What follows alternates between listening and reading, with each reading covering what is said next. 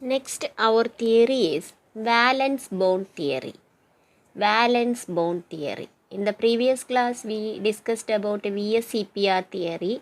Now we discussed about valence bond theory. This theory was introduced by Hitler and London at 1927 and developed further by Pauling and Slater.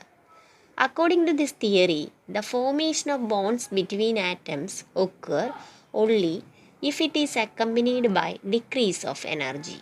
Thus, the tendency of atoms to acquire stability by lowering their potential energy is responsible for the formation of bonds between them. That means when a bond is formed, then the energy of the system gradually decreases.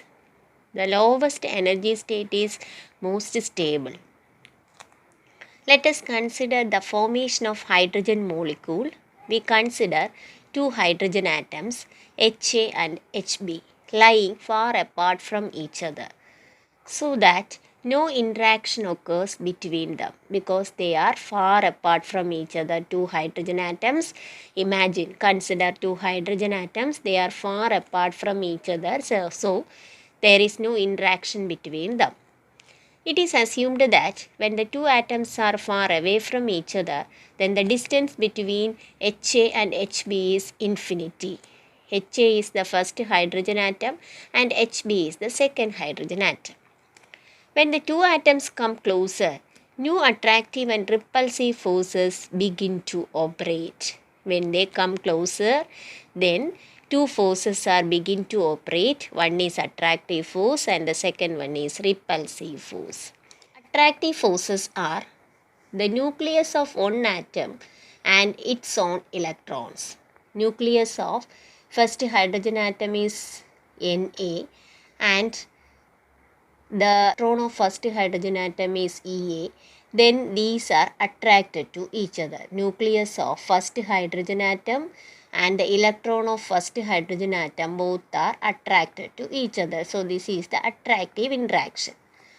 Then the next attractive interaction is nucleus of the second hydrogen atom attracts the electron of the same hydrogen atom. So that is NB-EB force of attraction. NB-EB force of attraction. Next force of attraction is nucleus of one atom and the electron of other atom. Nucleus of first hydrogen atom attracts the electron of the second hydrogen atom and nucleus of the second hydrogen atom attract the electron of first hydrogen atom. So that is Na attract Eb and Nb attract Ea. So these are the force of attractions. Then the repulsive forces also occur.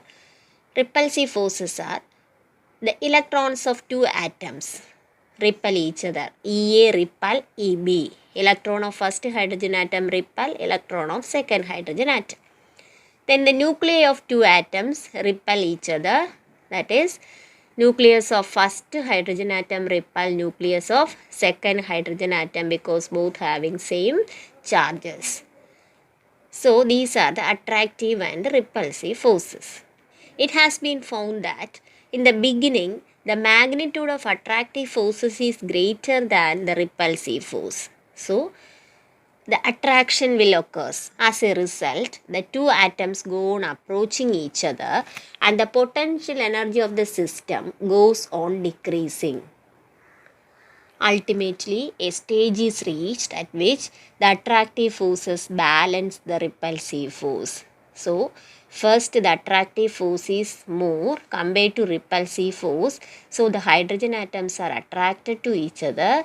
Then, at a particular point, the attractive force become equal to the repulsive force. At this stage, system will have minimum energy and the two hydrogen atoms are said to be bonded together, resulting in the formation of hydrogen molecule.